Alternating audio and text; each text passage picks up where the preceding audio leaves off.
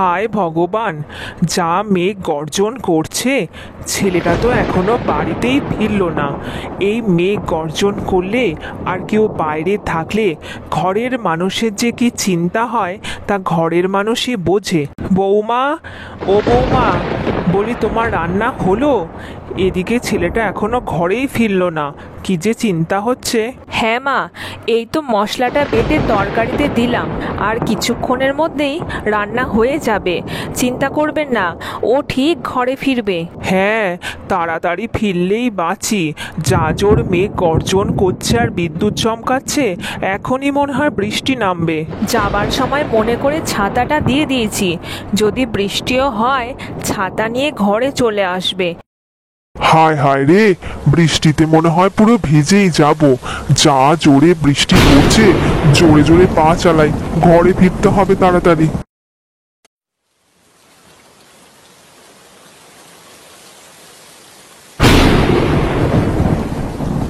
নীরেন, তুই এসেছিস খোকা? কি যে চিন্তা হচ্ছিল। যাক, হাত মুখ ধুয়ে এখন ভেতরে চল, কিছু খেয়ে নিবি। বৌমার রান্না প্রায় হয়ে এসছে, এই তোর জন্যই আমরা বসে আছি। সে কি মা, তুমি এখনো আমার জন্য না খেয়ে বসে আছো? কতবার বলেছি তোমার বয়স হচ্ছে, রান্না হয়ে গেলে তাড়াতাড়ি খেয়ে নেবে। মায়ের মন তুই কি করে বুঝবি খোকা? চল, আর দাঁড়িয়ে না থেকে ভেতরে চল। সেই কোন সকালে মাঠের কাজ করতে বেরিয়েছিস। রোজ রোজ নিরামিষ তরকারি আর সাদা ভাত, এভাবে কি আর ভালো লাগে নাকি? জানি দিনমজুরের কাজ করে টাকা উপার্জন খুবই কম, তবুও ভাবছি কাল একটু মাংস নিয়ে আসবো। পোড়া কপাল আমার, আমিও যে তোদের জন্য কিছু করব কিছুই পারি না। সংসারের বোঝা হয়ে বসে আছি। তোর বাবাও তো আমার সাথে সংসার করে না, কি আর বলি বল। না না মা, এভাবে কেন বলছেন? আমরা দুজনে তো আছি, সংসারে যা কিছু প্রয়োজন আমরা দুজনে মেটাবো, আপনিও তো চিন্তা করবেন না। আমার রোজগার তো খুবই কম, কিন্তু কাল ভাবছি মহাজনের কাছ থেকে একটু টাকা ধার করেই মাংস কিনে আনবো। খেতে যে কত ভালোবাসে। পোড়া কপাল আমার, গরিব ঘরে জন্মেছি আর টাকা পয়সা উপার্জন করতে পারি না। দিন মজুরের কাজ করে আর কতই বা টাকা পাবো। আচ্ছা আচ্ছা, ঠিক আছে, আমি বরং কাল একটু গরম গরম রুটি তোমার জন্য করে দেব। রুটি আর মাংস তুমি যখন কাজ করতে যাবে একটু পাঠিয়েও দেব, গিয়েও খেতে পারবে।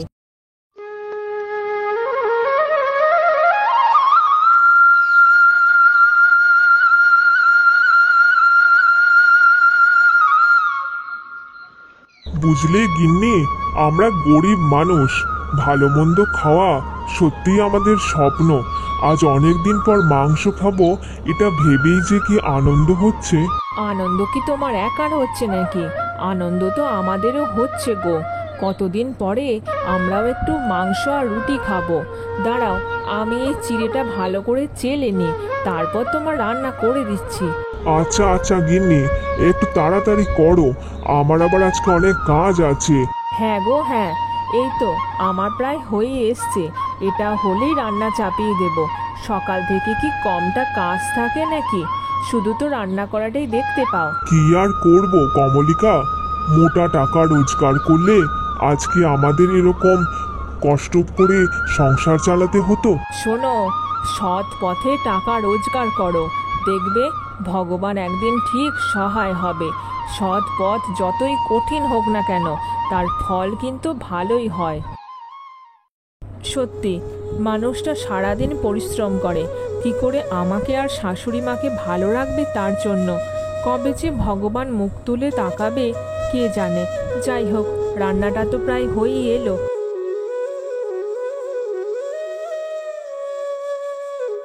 ভালো কিছু রান্না করে দিতে পারলে আমারও যে কত আনন্দ হয়, সত্যি বলে বোঝানো যায় না। এই নাও, এই ব্যাগে তোমার জন্য গরম গরম রুটি আর মাংস টিফিন বাটিতে ভরে দিয়েছি, সময় করে কিন্তু খেয়ে নিও। আর শোনো, বাইরে যা গরম, ছাতা নিয়ে যেতে ভুলো না কিন্তু। তুমি বলো তাই ছাতা নিয়ে যাই, না হলে আমাদের মতো দিনমজুরদের রোদ ঝড় বৃষ্টির সাথে লড়াই করেই তো কাজ করতে হয়। অত শত বুঝি না বাপু, ছাতাটা নিয়ে যেতে বললাম মনে করে নিয়ে যেও। এরপর নীরেন কাজের উদ্দেশ্যে রওনা দেয়।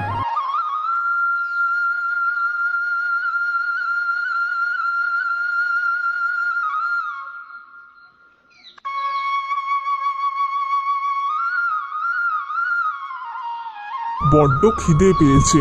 আহা, রুটি মাংসের যা গন্ধ বেরোচ্ছে, এখনই কপ কপ করে খেয়ে নি। এমন সময় একটা কুকুর রুটি মাংসের গন্ধ পেয়ে সেদিকেই ছুটে আসে। আহারে, কুকুরটার মনে হয় বড্ড খিদে পেয়েছে।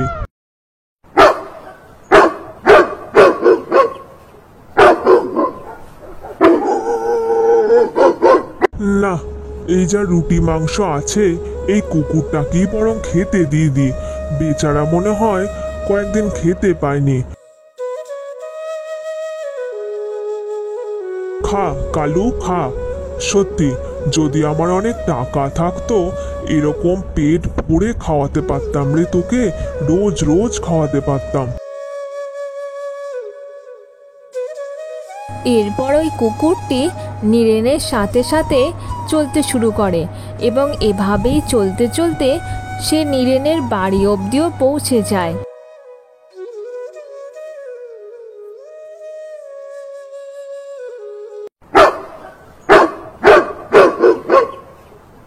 দাও দাও গিন্নি, নারকোলটা কুড়িয়ে দাও। নারকোল কোড়া দিয়ে একটু মুড়ি খাই, বড্ড খিদে পেয়েছে। ও মা, তোমার এর মধ্যেই বুঝি খিদে পেয়ে গেল? সকালে তো রুটি আর মাংস করে দিলাম, তুমি কি খাওনি নাকি রুটি মাংস? সে অনেক কথা, খাওয়া আর হলো কোথায় গিন্নি? সবে রুটি মাংসটা নিয়ে গাছতলায় বসেছিলাম কাজ সেরে, ঠিক তখনই একটা কুকুর কোথা থেকে চলে এলো। এমন ক্ষুধার্ত চোখে তাকালো, আমি না খেতে দিয়ে পারলাম না। শুধু তাই নয়, ওই যে বাইরে ঘেউ ঘেউ শুনতে পাচ্ছ, কুকুরটা আমার ঘর অবধি এসে গেছে। ও মা, তাই বুঝি? তা তোমার যা দয়ার শরীর, যা করেছো ভালো করেছো, একটা প্রাণীও তো খেয়েছে। দাঁড়াও, আমি তোমাকে তাড়াতাড়ি নারকেলটা কুড়ে দিই। হ্যাঁ হ্যাঁ, দাও। খেয়ে ভাবছি মহাজনের কাছে যাব। কুকুরটা যদি এখানেই খায়, তারও তো খাওয়া দাওয়ার ব্যবস্থা করতে হবে।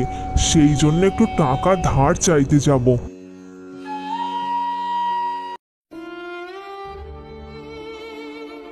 না না না, আমার টমিকে যতক্ষণ না এনে দিচ্ছ, আমি কিচ্ছু খাবো না। কেউ আমাকে জোর করেও খাওয়াতে পারবে না। টমিকে ঠিক খুঁজে পাওয়া যাবে। তুই এভাবে না খেয়ে থাকলে তোর যে এবার শরীর খারাপ হয়ে যাবে। আর কতদিন এভাবে না খেয়ে থাকবি মনা? না না, আমি খাবো না। আগে তোমরা আমার টমিকে এনে দাও, আমি ওর সাথে খেলা করব আর ওর সাথে একসাথে খাবো। কিরে, মনা কিছু খেলো না? আজও বায়না ধরে উঠে গেল। কত লোক দিয়ে খোঁজাখুঁজি করছি যাতে টমিকে খুঁজে পাওয়া যায়, সেই কুকুরছানার তো কোথাও পাত্তাই নেই। না বাবা, আজও খেতে চাইলো না, খালি বলছে টমিকে এনে দাও। এ এক মহা জ্বালায় পড়া গেল। আমার একমাত্র নাতনি এরকম মনমরা হয়ে পড়ে আছে। আমার যে নিজেরও কোনো কাজে মন বসছে না। কিছু একটা করো বাবা, তুমি তো এ গ্রামের জমিদার। লেঠেলদের আরো বেশি করে খোঁজ নিতে বলো। কর্তামশাই, আমার একটু দরকার ছিল, তাই আর চলে এলাম। বলি, কিছু টাকা ধার লাগবে। এই কদিন হলো আমার বাড়িতে একটা ছোট কুকুরছানা এসেছে, তাকে দিন দুবেলা খেতে দিতে হলে ভালোই খরচ হচ্ছে। আমি তো দিনমজুরের কাজ করি, সবই তো জানেন কর্তামশাই। একটু টাকা ধার পেলে ভালো হতো। আচ্ছা আচ্ছা, ঠিক আছে, আমার কাছ থেকে 1000 টাকা নিয়ে যাস। আর শোন, যা খরচ খরচা লাগবে চেয়ে নিবি, লজ্জা পাবি না। সত্যি কর্তামশাই, আপনার মতো মানুষ হয় না। আজ আমি চলি তাহলে। সত্যি, আমাদের টমিটাও তো আজ কয়েকদিন হলো হারিয়ে গেছে, কে জানে কোথায় আছে।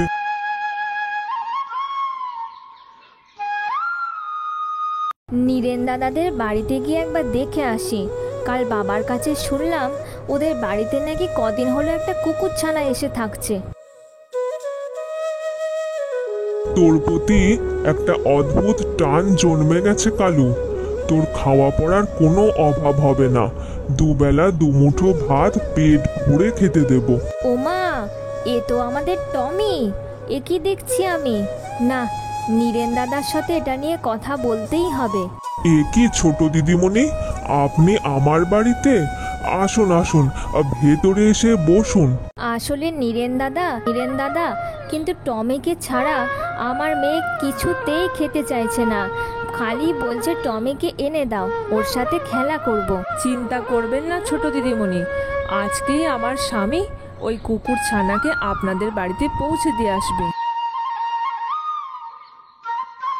দাদু দাদু, জানো নীরেন কাকা টমিকে খুঁজে এনেছে।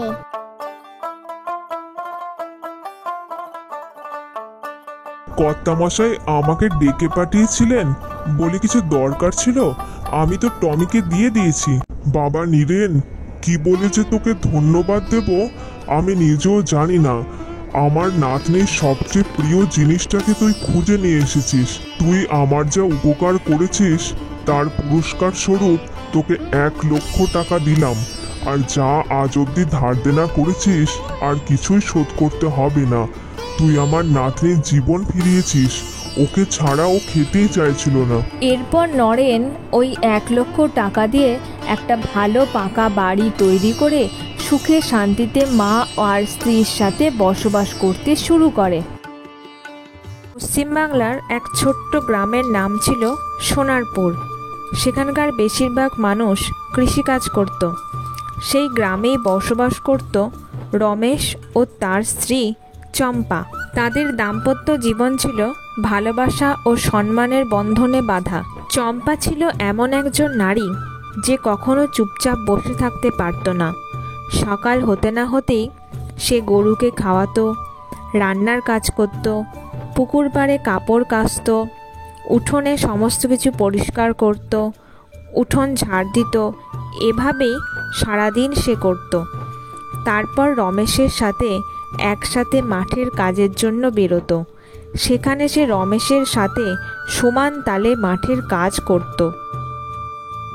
সোনারপুর গ্রামের অন্য সকল মেয়েরা শুধু ঘরের কাজ করত, কিন্তু চম্পা স্বামীর কষ্ট সমান ভাগে ভাগ করে নেবার জন্য সে স্বামীর সাথে সমানভাবে পরিশ্রম করত।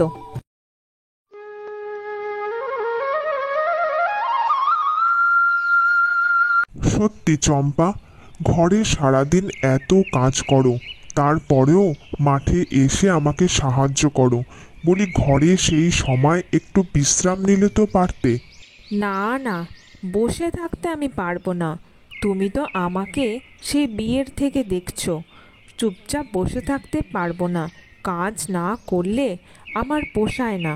আচ্ছা চম্পা, তোমার কি কখনো মনে হয় না যে আমাদের যদি আরো বেশি টাকা থাকতো তাহলে আমরা আরো ভালো থাকতে পারতাম? সে আমি জানি, আমরাও তো বড় লোক নই, কিন্তু সুখ কি শুধুই টাকার ওপর নির্ভর করে? তা তো করে না। আমরা একসঙ্গে থাকলে সব কিছুই সম্ভব। তুমি আমার পাশে থাকলে আমিও সব কষ্ট ভুলে যাই। সত্যি চম্পা, তোমার মতো বউ সত্যি হয় না। চলো এবার আমাদের বাড়ি ফিরতে হবে।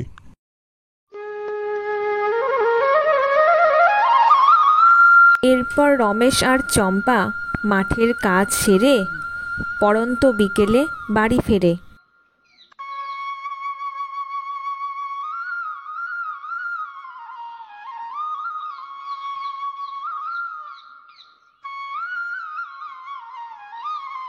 বুঝলে চম্পা, গতবারের মতো যদি বৃষ্টি ঠিকঠাক হয় তবে খুব ভালো হয়।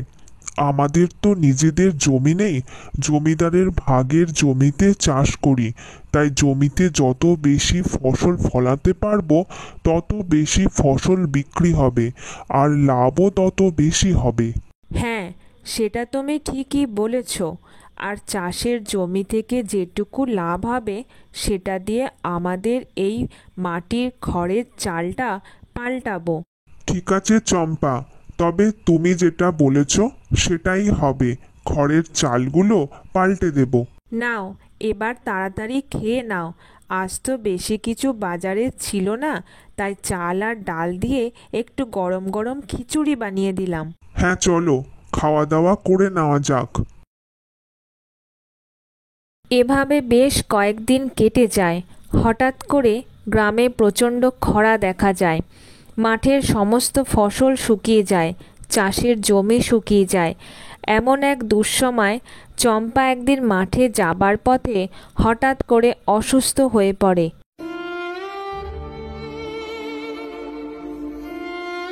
বুঝলে রমেশ, তেমন কোনো রোগ তো ধরা পড়ছে না, কিন্তু চম্পার শরীরের অবস্থা মোটেও ভালো নেই। কি বলছেন ডাক্তারবাবু? তাহলে কি চম্পা সুস্থ হবে না? চম্পার এখন ভালো রকম সেবা শুশ্রূষার প্রয়োজন, তার সাথে কিছু দামি দামি ওষুধও বেশ কয়েকদিন খেতে হবে, তাহলে যদি চম্পা একটু সুস্থ হয়ে ওঠে। ডাক্তারবাবু, চম্পা আমার ঘরের আলো, ঘরের লক্ষ্মী, আমি ওর চিকিৎসার জন্য সব কিছু করতে রাজি আছি। বুঝলে চম্পা, তোমার এখন বিশ্রামের প্রয়োজন, তুমি এখন বিশ্রাম নাও, আমি দেখছি ঘরের কাজ কতটা কি সারতে পারি। না গো না, তুমি কি কোনোদিন ঘরের কাজকর্ম করেছো নাকি? আমি একটু পরে সুস্থ হয়ে যাব, তোমার চিন্তা করতে হবে না। আমি কখনো এরকম শুয়ে শুয়ে থাকতে পারি না, আমি একটু পরেই উঠে ঘরের সমস্ত কাজ সারব। না চম্পা, তুমি এখন বিশ্রাম নাও, ডাক্তারবাবুর কথা অমান্য করতে পারবো না। তিনি বলেছেন যথাযথ সেবা শুশ্রূষা ও দামি ওষুধপত্রের মাধ্যমে তোমাকে সুস্থ করে তোলা সম্ভব। আমাদের মতো গরিব ঘরে আর কটা মানুষেরই বা ঠিকভাবে চিকিৎসা সম্ভব হয়? তাই আমি বলি তুমি অত চিন্তা করো না। চম্পা, তুমি সারা জীবন আমার জন্য ত্যাগ করেছো, আজ তোমার জন্য কিছু করতে পারলে আমিও খুব খুশি হব। এখন আর কথা না বলে বিশ্রাম নাও।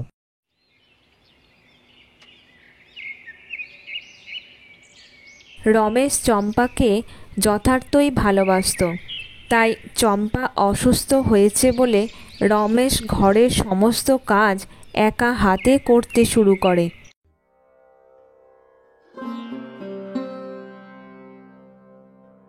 চম্পা, উঠে পড়ো, দেখো তোমার জন্য আমি রান্না করা খাবার এনেছি। হয়তো তোমার মতো এত সুন্দর রান্না করতে পারি না, তবে আমি চেষ্টা করেছি চম্পা। তুমি পুরুষ মানুষ, তুমি ঘরের কাজ করবে আর আমি শুয়ে থাকবো, এটা কি শোভা দেয়? আমি উঠে ঠিক সব কাজ করতে পারবো।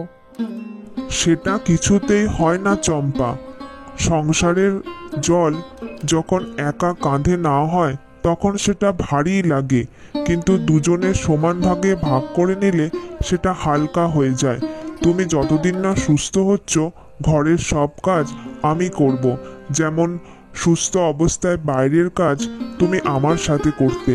নাও, এবার তোমার ওই ওষুধটা খাওয়া হয়ে গেলে এই খাবারটা খেয়ে নিও। তোমার খাওয়া হয়ে গেলে আমি ভাবছি একটু জমিদার বাবুর সাথে দেখা করতে যাব।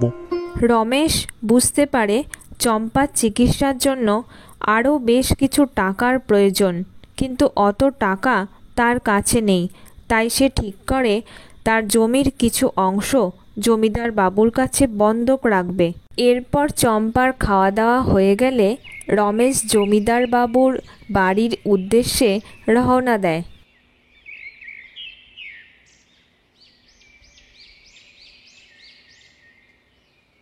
না না না না না, ওসব জমি টমি বন্ধক রেখে টাকা ধার আমি দিতে পারবো না। তোদের মতো গরিব মানুষদের ভরসা কিসের? তোরা যে টাকা শোধ করবি না সে আমার জানা আছে। জমিদার বাবু, আমার টাকার যে বড্ড দরকার। আমার স্ত্রী ঘরে অসুস্থ, তার চিকিৎসার জন্য বেশ কিছু টাকা প্রয়োজন। সবই বুঝলাম, কিন্তু রমেশ, এবছর খরা দেখা দিয়েছে, জমিতে চাষবাস ভালো হয়নি। এরকম অবস্থায় আমি টাকা ধার দেব কি করে? অবশেষে রমেশ কুয়ো থেকে জল টেনে এনে তার ভাগের ছোট্ট জমিতে কম জলে ফসল ফলে এমন কিছু ফসলের বীজ ছড়িয়ে দেয়। সত্যি রমেশ দাদা, তোমার কোনো তুলনা নেই। তুমি একাধারে বুদ্ধি করে তোমার ছোট্ট জমিতে ফসল ফলিয়েছ এই খরার সময়, আবার অসুস্থ স্ত্রীর সেবা করছো। সত্যি গ্রামের সবার মুখে শুধু তোমারই নাম। না রে, তেমন কিছু নয় কানাই, আমি শুধু আমার কর্তব্য করেছি। খরার সময় ধানের চাষ সম্ভব নয়, তাই মসুরির ডাল, বাজরা এই সব চাষ করে যেটুকু টাকা রোজগার হয় সেটুকু দিয়েই অসুস্থ স্ত্রীর সেবা করছি। এভাবে রমেশের সেবা শুশ্রূষায় চম্পা আস্তে আস্তে সুস্থ হয়ে ওঠে এবং ডাক্তারবাবু রমেশকে জানায় যে চম্পা এখন থেকে পুরোপুরি সুস্থ।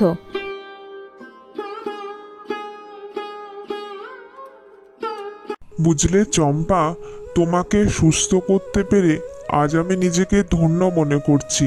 আজ আমার খুব আনন্দ হচ্ছে যে তুমি এখন পুরোপুরি সুস্থ। তুমি আজ প্রমাণ করে দিলে ভালোবাসা ও যত্নের চেয়ে বড় কোনো ওষুধ নেই। টাকা পয়সা কম থাকলেও যদি একে অপরের পাশে থাকা যায় তাহলে জীবন অনেক সুন্দর হয়।